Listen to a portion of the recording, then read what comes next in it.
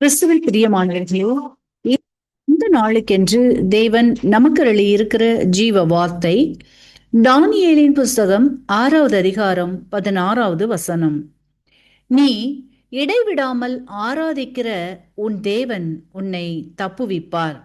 எனக்கு அருமையான சகோதர சகோதரிகளே, இன்றைய நாளில் கர்த்தர் உங்களை சகல மறைவான கண்ணிகளிலிருந்தும் தீமைகளிலிருந்தும் விலக்கி தப்புவித்து காத்து விசாலமான இடத்திலே வைத்து ஆசிர்வதிக்கிற நாளாய் வாக்கு பண்ணி உள்ளார். இன்றைக்கும் அநேகருடைய வாழ்க்கையில் சத்ருவானவன் சில பாதைகளை நீங்கள் முன்னேறி செல்ல விடாதபடிக்கும் ஆசிர்வாதங்களை பெற்றுக்கொள்ள முடியாதபடிக்கும் அடைத்து வைத்தும் அதன் வழியாய் பல உபத்திரவங்கள், தடைகள், போராட்டங்கள், வியாதிகள் இவைகளில் கட்டப்பட்டும் கட்டவிழ்ப்பார் யாருமில்லையே என்றும் தப்புவிப்பார் உண்டோ என்றும் தினம் தினம் தேவனை நோக்கி காத்திருக்கிற கண்ணீர் வடிக்கின்ற உங்கள் மேல் கர்த்தர் மனதுருக்கமாய் பிரியமாயிருந்து இன்றைக்கு உங்களை அவற்றிலிருந்து விடுதலையாக்கி தப்புவித்து விசாலமான இடத்திலே வைத்து ஆசிர்வதிக்கின்றார். வார்த்தையை விசுவாசியுங்கள், விடுதலையை பெற்றுக்கொள்ளுவீர்கள். இன்றைக்கும் நாம் 2 சாமுவேலின் புஸ்தகம் 22வது அதிகாரம் 18வது வசனத்தை வாசிக்கையில், அங்கே என்னிலும் பலவான்களாயிருந்த என் பலத்த சத்துருவுக்கும் என் பகைஞருக்கும் என்னை விடுவித்தார் என்று வாசிக்கின்றோம். தாவீது கர்த்தர் கோலியாத் என்கிற பலங்கொண்ட அசுரனிடமும் சிங்கத்தின் கரடியின் இடமும் இருந்து விடுவித்தார்.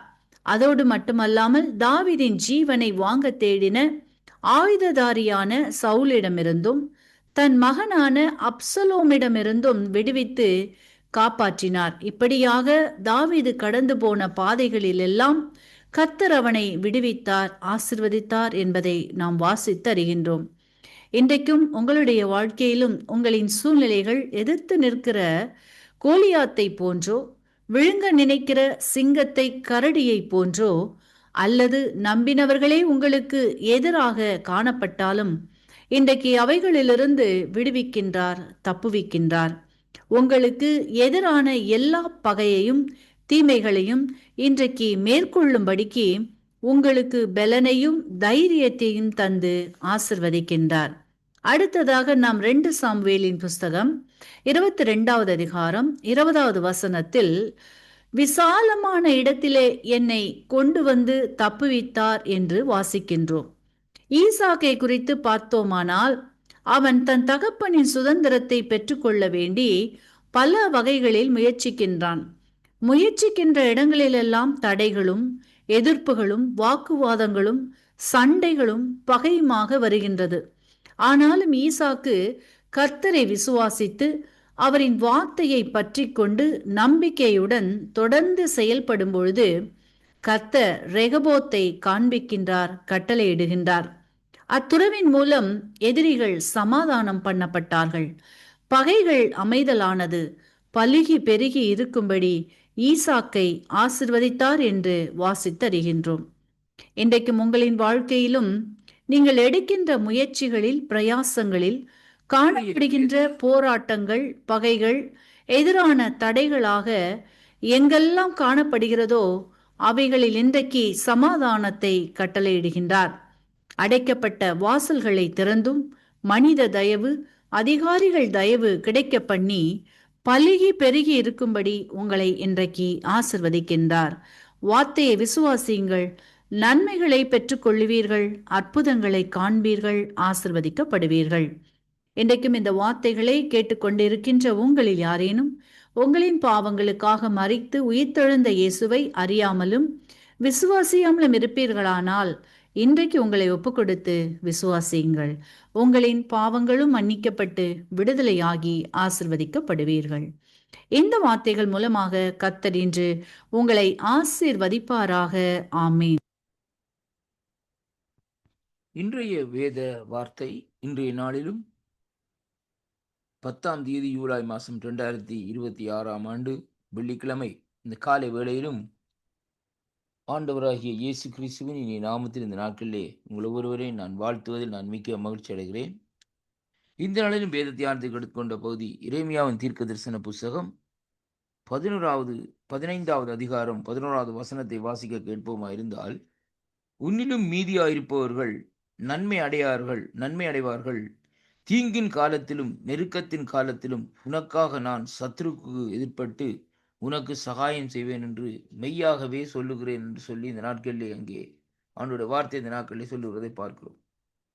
வேதம் சொல்லுகிற இந்த வார்த்தையை நாங்கள் சற்று ஆராய்ந்து பார்ப்போமா இருந்தால், தீங்கின் காலத்தில் நெருக்கத்தின் காலத்திலும் உனக்காக நான் சத்துருக்களுக்கு எதிர்ப்பட்டு உனக்கு நான் சகாயம் செய்வேன் என்று சொல்லி இந்த நாட்களில் அங்கே வேதம் சொல்லுகிறதை பார்க்கிறோம்.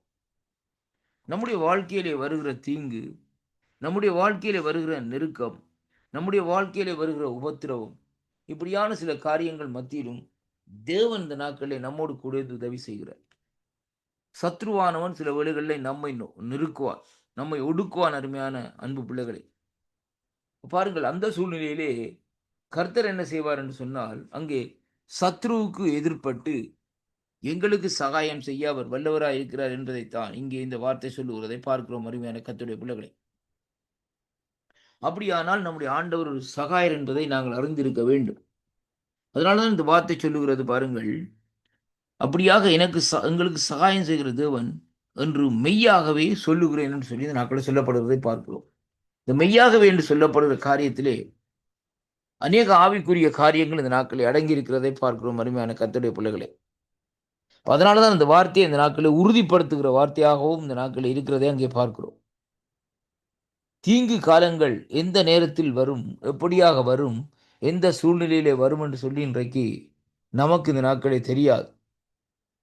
ஆனால் அப்படிப்பட்ட சூழ்நிலையிலே பாருங்கள், அந்த காலங்கள் வருகிற வேளையிலே தேவன் நமக்காக அங்கே நமக்காக, அதாவது சத்துருக்களுக்கு எதிர்ப்பட்டு நமக்கு சகாயம் செய்கிற வேளையிலே அங்கே அந்த நாட்களை பாருங்கள், எந்த சூழ்நிலையிலே எந்த நிலைமையிலே இந்த நாட்களில் இருந்தாலும் நமக்குள்ள இந்த நாட்களிலே பாருங்கள், இப்படிப்பட்ட காரியத்திலே பார்க்கிற வேளையிலேயே தேவன் செய்கிற ஒவ்வொரு காரியத்தையும் நாங்கள் பார்ப்போமா இருந்தால் அங்கே ஒரு மகத்துவமான காரியமாக இந்த நாட்களில் இருக்கிறதை பார்க்கிறோம்.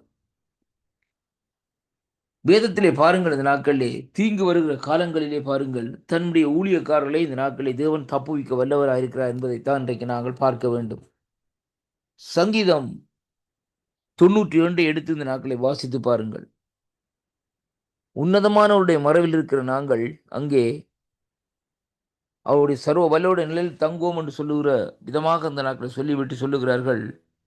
அந்த சங்கீத புஸ்தகத்தை நீங்கள் எடுத்து வாசிக்கிற வேளையிலேயே நம்முடைய சத்துருக்களுக்கு தேவன் இந்த நாட்களிலே நம்மை விலக்கி காப்பார் என்று சொல்லி இந்த நாட்களை பார்க்கிறோம். அருமையான கர்த்தருடைய பிள்ளைகளே, அதைத்தான் இந்த இடத்திலே நாங்கள் பார்க்கிறோம். அருமையான கர்த்தருடைய பிள்ளைகளே, வேதத்திலே பாருங்கள், இந்த நாட்களிலே சங்கீதம் 23 எடுத்து வாசிக்கிற வேளையிலே வேதம் சொல்லுகிறது, சத்துருக்களுக்கு முன்பாக ஒரு பந்தியை ஆயத்தப்படுத்தி என் தலையை எண்ணெயினால் அபிஷேகம் பண்ணுவார் என்று சொல்லி இன்றைக்கு நாங்கள் பார்க்கிறோம். அப்படியானால் நம்முடைய தேவன் சத்துருக்களின் கையிலே இருந்து நம்மை விடுவித்து நம்மை இந்த நாட்களிலே அங்கே தப்புவிக்க தேவன் வல்லவராக இருக்கிறார் என்பதைத்தான் இன்றைக்கு இந்த வார்த்தை ஊடாக இன்றைக்கு நாங்கள் காணக்கூடியதாக இருக்கிற அருமையான கர்த்தருடைய பிள்ளைகளே, நெருக்கங்கள் துன்பங்கள் வருகிற வேளையிலே நீங்கள் கலங்க வேண்டிய அவசியம் இல்லை. ஏனென்றால் கர்த்தர் உங்களோடு கூட இருந்தால் கர்த்தர் அவர் உங்களுக்காக இந்த நாட்களிலே சத்ருவுக்கு எதிர்ப்பட்டு உங்களுக்கு சகாயம் செய்வார். அதனாலே தான் நாங்கள் இந்த நாட்களிலே சொல்லுகிற காரியம் என்னவென்றால், ஆண்டவராகிய இயேசு கிறிஸ்துவை இந்த நாட்களை நாங்கள் சொந்த இரட்சகராக ஏற்றுக்கொள்ளுகிற வேளையிலே கர்த்தர் நம்மோடு கூட இருந்து நம்மை தீங்குக்கும் பொல்லாப்புகளுக்கும் நெருக்கங்களுக்கும் துன்பங்களுக்கும் கஷ்டங்களுக்கும் விலக்கி இந்த நாட்களை பாதுகாத்து இந்த நாட்களை நமக்கு சகாயம் செய்வார் என்பதைத்தான் இந்த வாக்குத்தத்தத்தின் ஊடாக இந்த நாட்களை நாங்கள் பார்க்கக்கூடியதாக இருக்க அருமையான கர்த்தருடைய பிள்ளைகள். அதனால்தான் சங்கீதம் 92 சொல்லப்பட்டது போல அவர் தமது சிறகுகளினால் மூடுவார் என்று சொல்லப்படுகிறது. அப்படியானால் தேவன் அப்படிப்பட்ட சூழ்நிலையிலே இந்த நாட்களிலே நம்மை தன்னுடைய சிறகுகளினாலே மூடி இந்த நாட்களை பாதுகாக்கிற தேவனாக இருக்கிறார். கர்த்தர் தாமே உங்களை ஆசீர்வதிப்பாராக. இந்த வாக்குத்தத்தம் உங்களுக்கு ஆசீர்வாதமாக இருக்கும் என்று நான் விசுவாசிக்கின்றேன். இந்த நாட்களிலே தேவன் உங்களை காப்பாராக. அவரை விசுவாசியுங்கள், அவரிடத்திலே இந்த நாட்களை திரும்புங்கள். கர்த்தர் உங்களோடு கூட இருப்பாராக.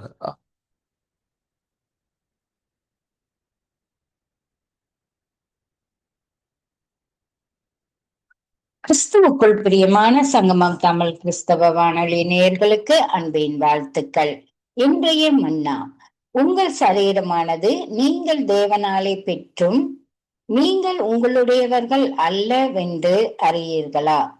1 கொரிந்தியர் 6:19. பிரியமானவர்களே, சரீரத்தை குறித்து பலவிதமான கருத்துக்களை மக்கள் கூறுகின்றனர்.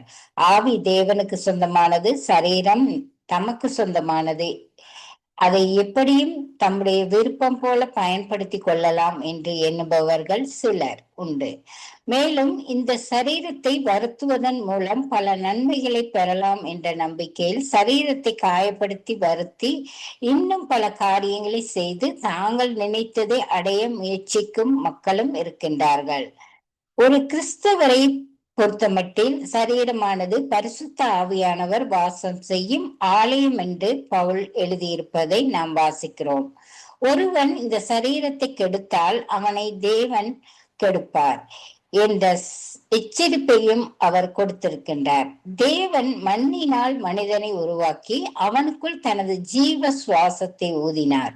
அவர் உருவாக்கிய இந்த சரீரம், ஆவி, ஆத்துமா அனைத்தும் அவருக்கே சொந்தமானவை.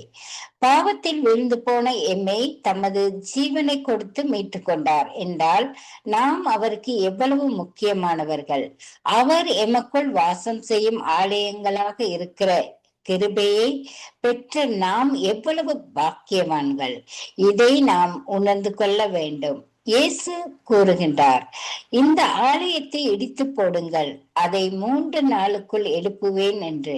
அப்பொழுது பரிசேயர்கள் நினைத்தார்கள் அவர் எருசலேம் ஆலயத்தை குறித்து பேசுகிறார் என்று. ஆனால் அவர் தமது சரீரமாகிய ஆலயத்தையே குறிப்பிட்டார்.